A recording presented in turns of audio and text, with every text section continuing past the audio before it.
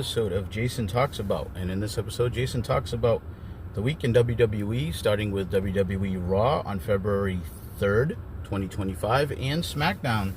I'm your host, Jason Medeiros. That music you heard at the top, Reality 508. Find them wherever you find music. Please give us a like and subscribe on YouTube, and follow us pretty much everywhere on social media at Jason Talks About in most places. So let's jump into it. I thought it was a good, solid week again for WWE. They're on quite a roll heading into WrestleMania. Several intertwining storylines. They started off Raw with the obvious way to start, the Royal Rumble winner, if I could speak, Jey Uso. And he came up. He came out of the crowd. Again, when I usually do these reviews, just in case you're new, I'm not going to go word for word. I don't go blow for blow in the matches. I kind of give a quick overview so you know what I'm referring to, and I just give you my opinion on it.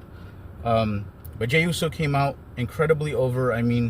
We haven't seen anything like this since maybe the Yes phenomenon, when Daniel Bryan was at the height of his popularity in WWE. He comes in, got the whole place yeeting all over themselves, including the announcers and everybody. Major fun. I've been saying this. WWE just feels like the way more fun promotion right now, and everybody's having a blast at the events, and the crowd is so into everything. And Jey Uso's right at the forefront of all that. He's got definitely the most over entrance, and definitely one of the most over people in the company. So he comes out. His entrance goes on forever. I'm not saying that in a bad way, just the fact that he captivates the crowd that long. He gives a good emotional speech. He's very blown up from the entrance. I've noticed that. Jey Uso. I guess he's going to work on his cardio if he's going to keep doing this entrance. And he's talking about how he was scared to do the single thing, and you all believed in me, and, just a really good, feel-good underdog promo. And then he gets interrupted by Gunther, the ultimate villain, and he interrupts him, and it basically makes the point that, he's beaten him before, and if he picks him, he's going to embarrass him, he's going to beat him again. Jey did say that, of course, he would like to get his victory over Gunther, but he doesn't decide yet, because he says he's going to still go see Cody on Smackdown. And he says, but either way, he's leaving WrestleMania as champion, and he does a big yeet, and, the crowd, he leaves the crowd happy. So, interesting, right?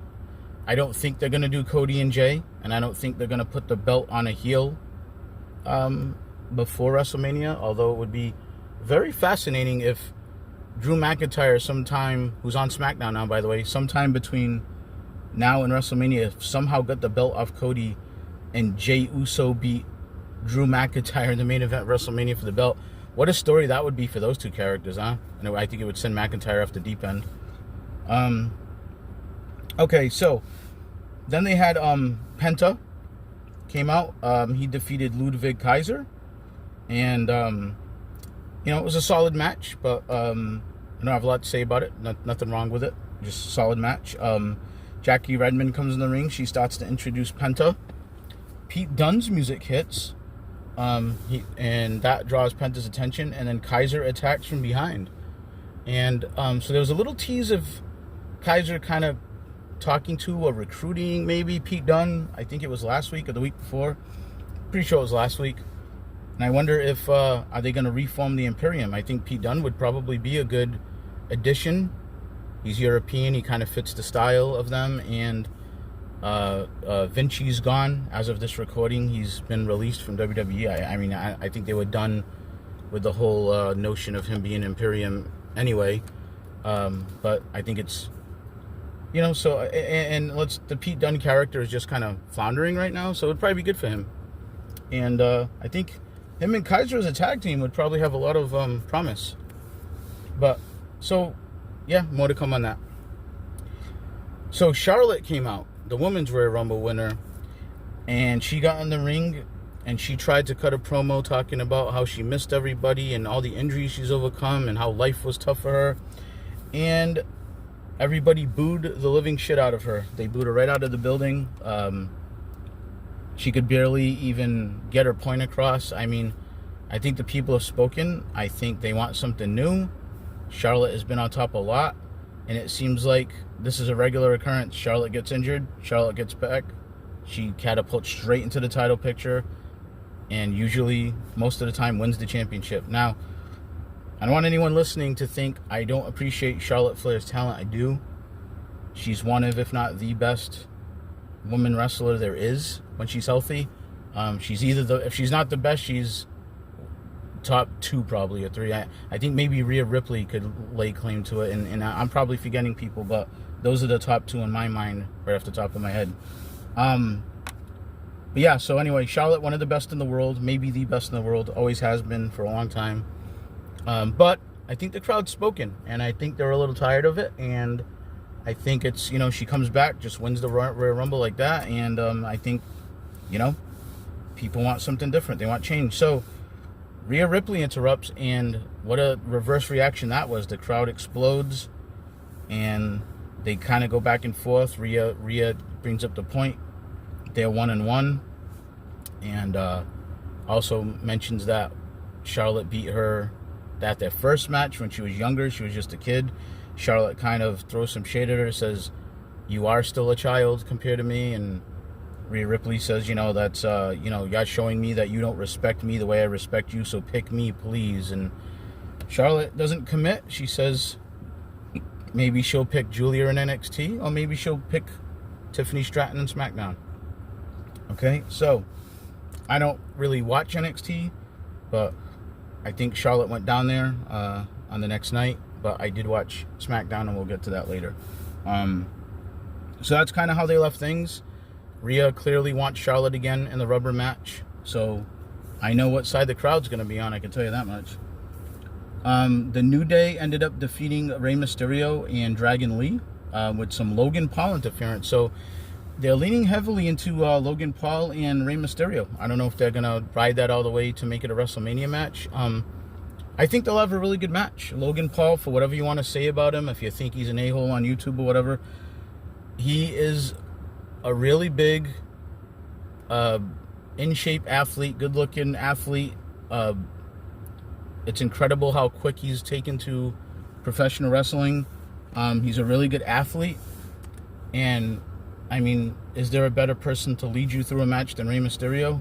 Dominic Mysterio's match by far was against his father, it helps when your dad is Rey Mysterio, but I'm just saying, I'm not taking a shot at Dominic. Dominic's fine in his role, but, Rey could lead anyone with a decent amount of talent probably into a great match, and that's not a shot at Logan Paul. I think Logan Paul is very talented, regardless of whatever you think about him on YouTube or personally. When it comes to the in-ring, he's one of the fastest people I've ever seen come from the outside world and take to the professional wrestling.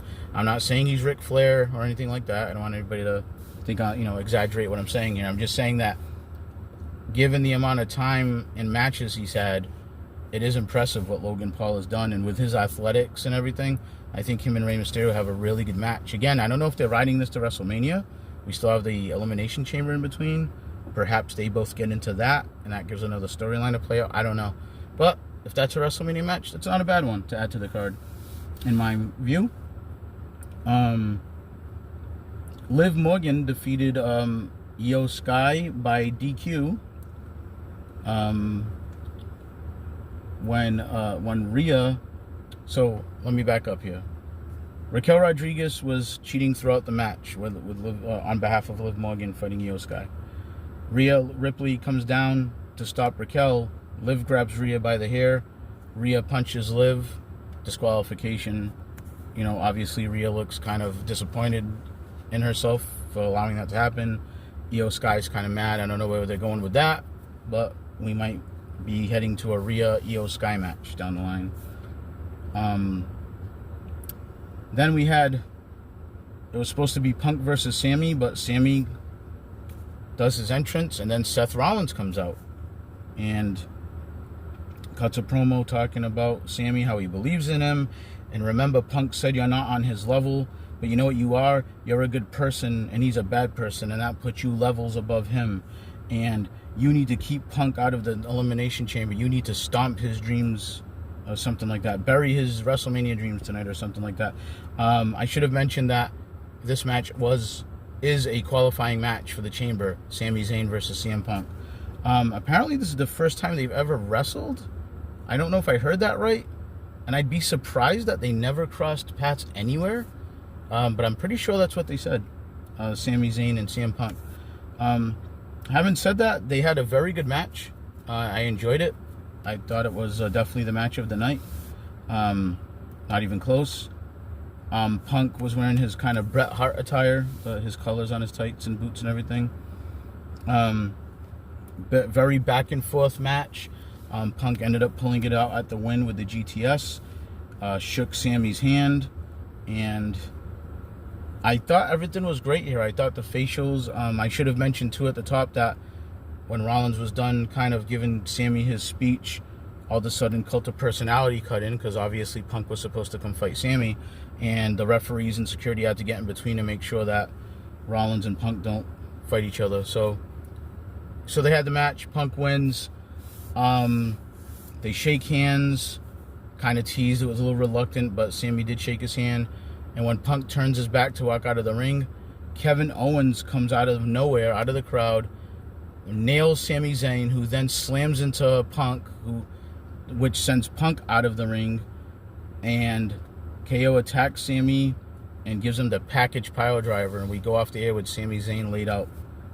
So the way WWE has been putting over pile drivers and KO specifically, we'll get to that in a second, package pile driver, it looks like we're going for the Sami Zayn injury angle, and we're maybe headed towards Sammy and KO at WrestleMania is what I'm assuming. I mean, they've won the tag belts together at WrestleMania, but what they have not had is a WrestleMania match against each other. So I could definitely see that storyline playing out. And evidently the reports of Kevin Owens going to AEW were very premature or false or just wrong, because it doesn't seem like he's going anywhere. And I think he just teased he signed a 4 or 5 year contract, or a 3-4 year, something like that. So anyway, I think he's going to be around for the foreseeable future. Now I'm going to say this again. I apologize if you've been listening every week, but I have to be consistent. I still don't understand why the pile drivers / package pile drivers from Kevin Owens are so lethal and banned and dangerous, but people like Penta can do Mexican destroyers and the Penta driver. I'm just saying it's just not consistent. I mean, we sold it like Cody almost died from a normal power driver, but I would think logically a Canadian destroyer or a Mexican destroyer, whatever you want to call it, would be 1,000 times worse if you grab the guy's head between your legs and you flip with all that speed and momentum all the way, 180 degrees back into the mat with his head driving it at that velocity, in storyline wise, and that's not worse than a power driver. I don't understand how that would be, but anyway, let's move on to Smackdown on February 7th, 2025. Start off with Jey Uso again. So here comes Jey, obviously. He's got to come now and talk about will he pick Cody or not, right? So he comes down, and again, big entrance, long entrance. I want to say they went to a break, did some promos and stuff, promotional video, whatever they do. Came back. He was still in the ring. He went to speak. The crowd was going crazy. He dropped the mic, went back up on the second turnbuckle, started the whole entrance all over again, went for another minute or two, then got back down. He's blown up again. Big "you deserve it" chants. Calls out Cody. Here comes Cody. The crowd's going nuts for Cody. Like I said, everything's fun. They're doing the "Whoa" and Cody's music, and WWE's just a great time right now. It must be a lot of fun to go live right now. So obviously, Jey Uso talks about the choice he needs to make, and him and Cody are very respectful of each other, and Cody says how proud he is of him and he'd be honored to fight him, and blah blah blah. And here comes Jacob Fatu and Tama Tonga to interrupt. And Jacob Fatu, who is awesome on the mic, by the way, it's great to hear him say more than just "I love you" solo, talks about how Cody took that title from his family and it's time for it to come back to the family. And he says, and let's face it, Jay, if anyone, y'all the last one who's going to do that. It's basically saying that he's going to do it if he needs to. A brawl breaks out. The baby faces clear the ring. Cody and Jay are standing tall, and we're gonna have a match later on. Tag team match player. We'll see if somebody goes one-on-one with the Undertaker. No, I'm just kidding. Then there was a chamber qualifier match. Bianca versus Piper, and Bianca won with the KOD. Very impressive. Powered by Bianca Belair. I thought these two had a pretty good match, and she's moving on. Nick Aldis is in the back.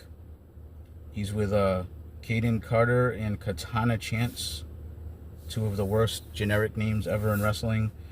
Welcoming them to SmackDown. They're officially part of the roster now.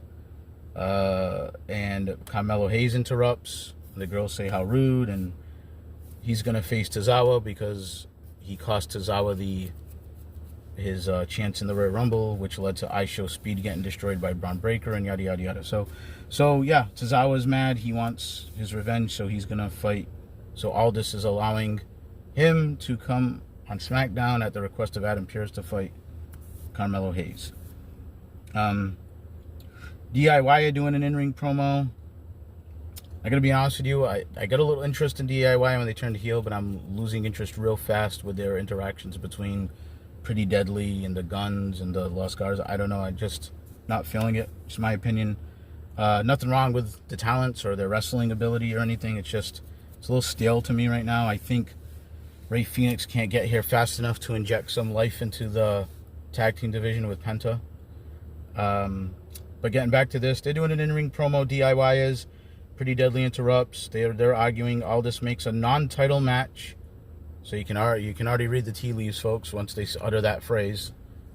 There's a reason they're saying that, because the champion's going to lose. And I've said it before, and I'll say it again.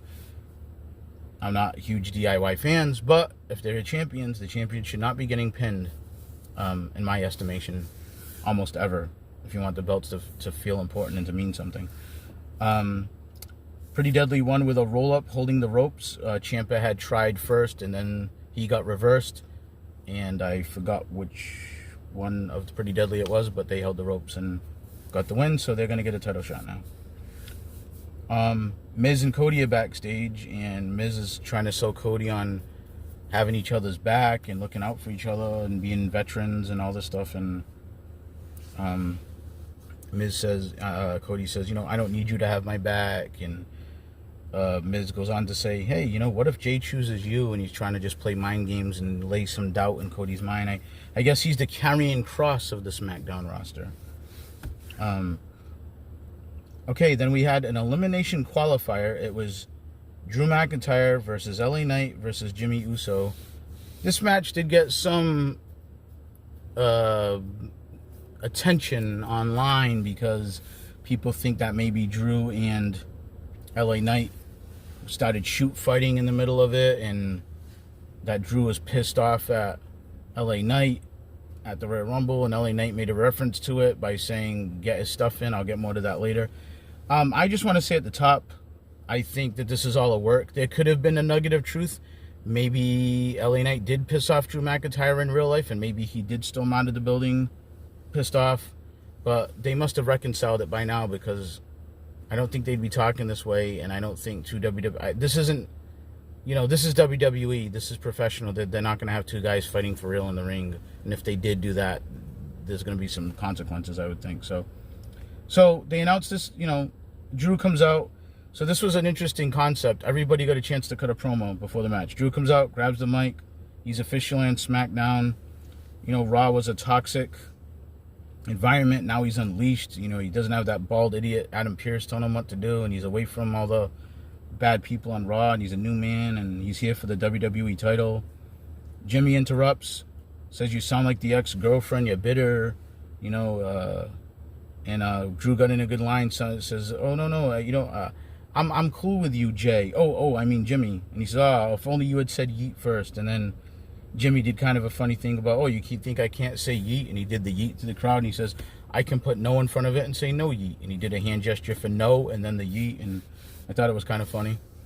And then LA Knight's music plays, and he interrupts, and he says, Jimmy, there's a reason you're not champion, and something about death, taxes, three things inevitable in life: death, taxes, and Drew McIntyre crying.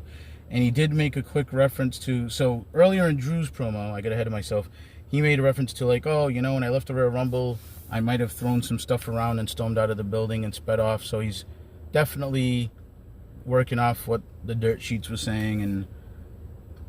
And here LA Knight, before he wraps up his little promo about Drew crying and everything, he says, I forgot, let me get my stuff in. And then, you know, kind of wrapped up his promo. So they're definitely a little wink and a nod to the smart marks. Like, ooh, was there tension? Ooh, he'll get his stuff in. Oh, he must be salty because Drew said he needed to get his stuff in. You know, so they're definitely playing to all that crap.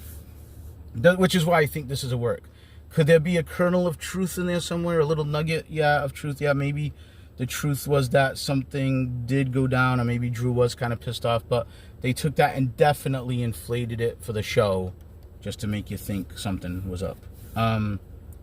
Anyway, and if I'm wrong, I'll admit it. If I find out, like, hey, they really were kind of scuffling. There was a point in the match where Drew kind of takes kind of a hard slap to the back of, of LA Knight's head, and then LA Knight turned around and looked like he was smacking him. And I just think they were doing that for the eagle-eyed smart mark to go, ooh, look at that. They might be fighting. That's just my opinion.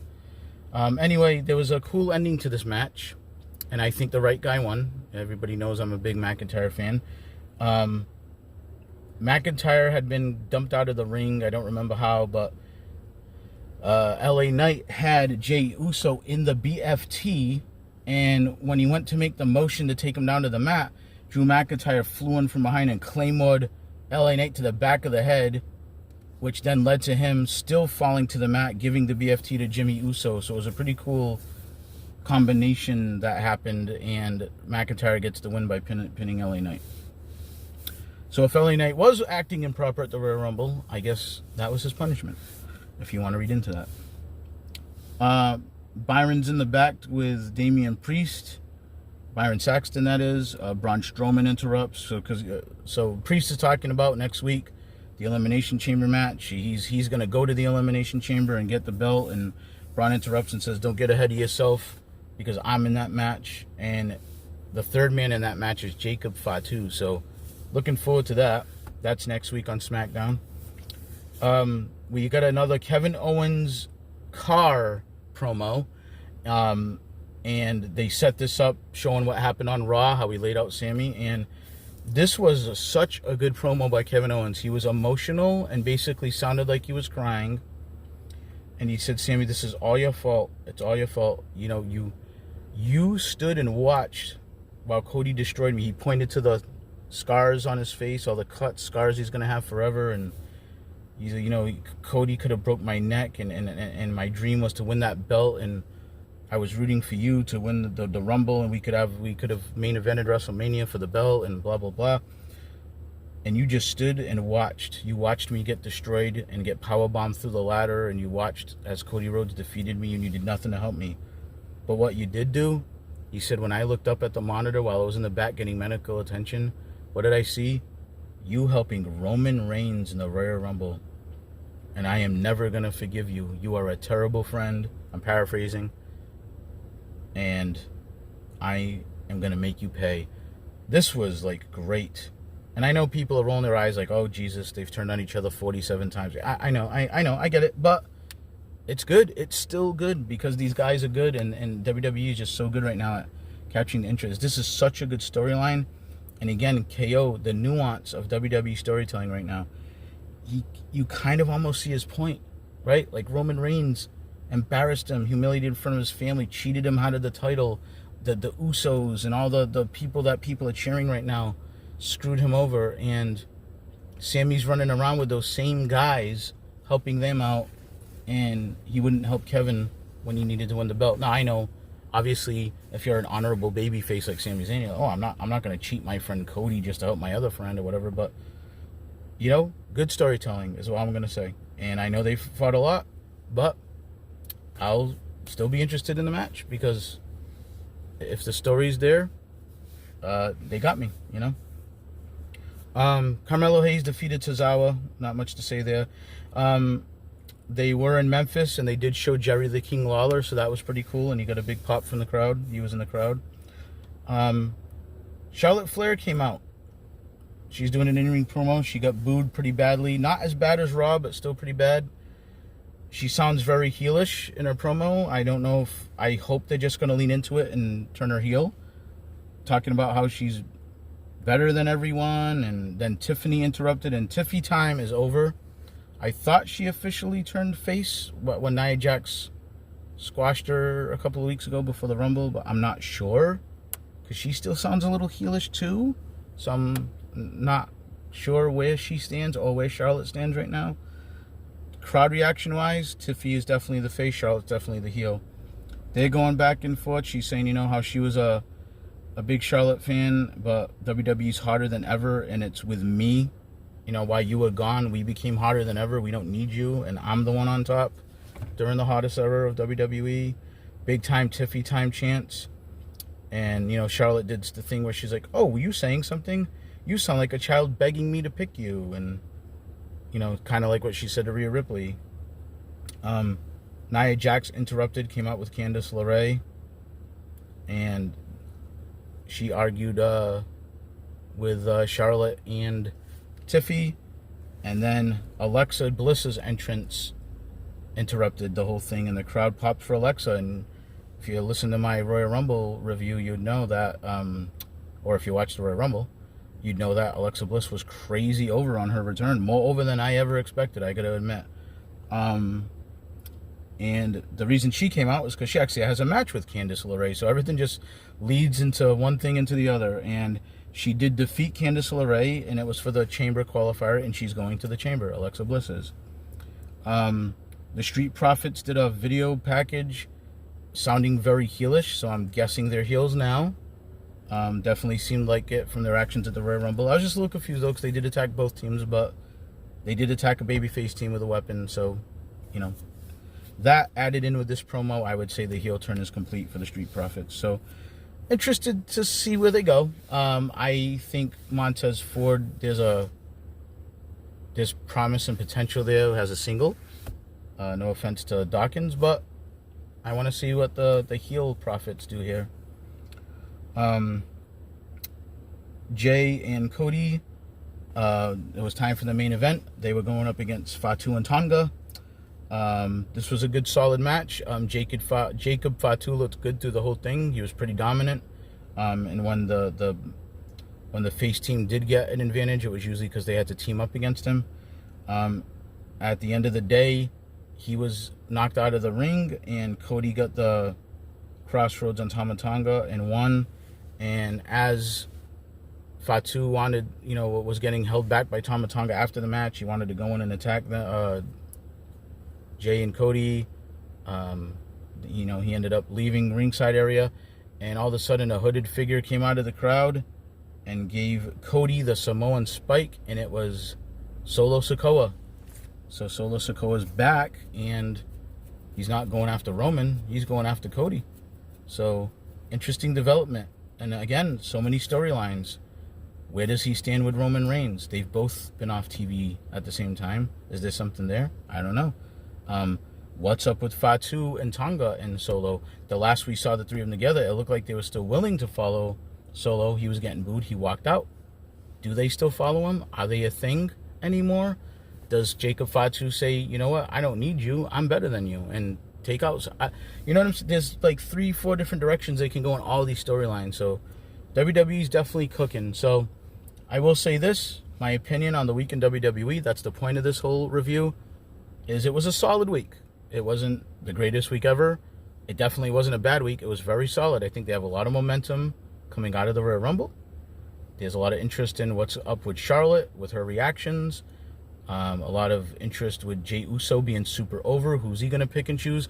And all the while, you've got all these Elimination Chamber qualifiers going on, and all the storylines I talked about. Owens and Zayn and Seth, and just, you know, Roman is supposedly injured now thanks to Seth. So what's going to happen with that? And CM Punk and Sammy bumped into Punk from behind, and Sammy's already hell over kicked a couple of people by accident, and people aren't trusting him. And it's great. There's just so much going on, and Smackdown didn't feel as much like 3 hours as it usually does. So good on them, and WWE continues to be solid.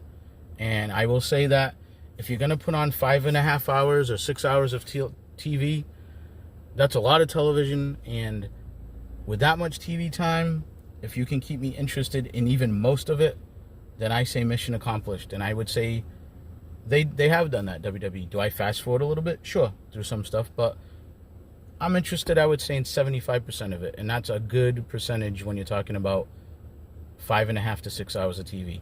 So that's my thoughts on WWE for the week. Thank you so much. If you've listened this far, please, I'm going to ask one more time. Like, subscribe, share, comment, engage. And I appreciate all you guys that support the show. And keep your eyes peeled. And this is another reason to subscribe, so you'll get notified when I put out new episodes, because I will be doing the AEW review as well for the week in AEW. All right, take care, everyone.